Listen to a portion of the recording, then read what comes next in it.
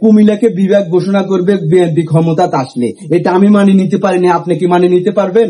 যদি মানিয়ে নিতে পারেন আপনি কমেন্ট বক্সে জানাবেন। আসসালামু আলাইকুম, সবাই কেমন আছেন? আশা করি সবাই ভালো আছেন। ভিডিওটা সবাই শেষ পর্যন্ত দেখবেন। বরকতুল্লাহ বুলু মনে করেন নোয়াখালী জেলা নিয়ে কি বলছিল, আপনারা সবাই শেষ পর্যন্ত দেখবেন। আমি ভিডিওর ফুটেজটা আমি আপনাদেরকে দেখাবো। এটা আমি কিন্তু মানিয়ে নিতে পারি নাই। নোয়াখালী জেলা মনে করেন বিএনপির ঘাঁটি। ভিডিওটা একবারে শেয়ার করে দিবেন, সবাই শেয়ার করে ছড়াই দিবেন, ঠিক আছে? বিএনপি হলো নোয়াখালী জেলা হলো বিএনপির ঘাঁটি।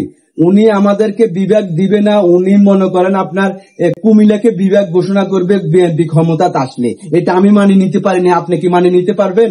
যদি মানিয়ে নিতে পারেন আপনি কমেন্ট বক্সে জানাবেন। সবাই কিন্তু সাড়া দিতে হবে, অনুরোধ রইল, অনুরোধ রইল, অনুরোধ রইল, ঠিক আছে? তো দেখেন আমি ভিডিওর ফুটেজটা আমি আপনাদেরকে দেখাই দিতেছি।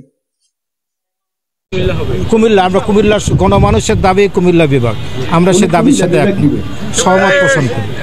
এটা আমরা যদি ইনশাল্লাহ ক্ষমতায় আসি এটা কুমিল্লা বিভাগ হবে। ক্ষমতা আসি তাহলে এটা কুমিল্লা বিভাগ হবে।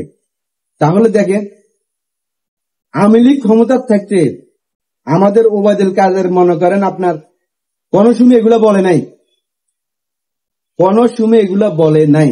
কিন্তু দেখেন উনি কি, উনি যুক্তি, ওনার মাথায় কি আছে এগুলা বলে তো?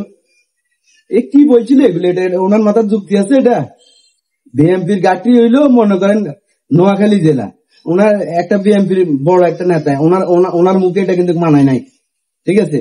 উনি কি কুমিল্লার ভোট দিয়ে ফাঁসে? আমরা কুমিল্লার লগে মনে করেন বিবেক নিয়ে ঘোষণা করতেছে, যুদ্ধ চলতেছে, জায়গা জায়গা সম্মেলন চলতেছে। তো উনি একটা বিএনপির নেতা, ওনার মুখে এটা কিন্তু মানায় নাই, উনি একতরফায় দিয়েছিল। তাহলে তো মনে করেন ওনার সাপোর্ট কে করবো বলেন তো? আমি মনে করেন বিবেক নিয়ে মনে করেন কথাবার্তা বলতেছি বা আমরা বলতেছি, তো মনে করেন আপনি আমার পক্ষে নেই, তাহলে আমি আপনার পক্ষে কিভাবে যাব? সবাই কিন্তু ভিডিওটা টাইম লাইনে শেয়ার করবেন, সবাই মতামত জানাবেন। তো ভালো থাকবেন, সুস্থ থাকবেন, ধন্যবাদ সবাইকে। আসসালামু আলাইকুম।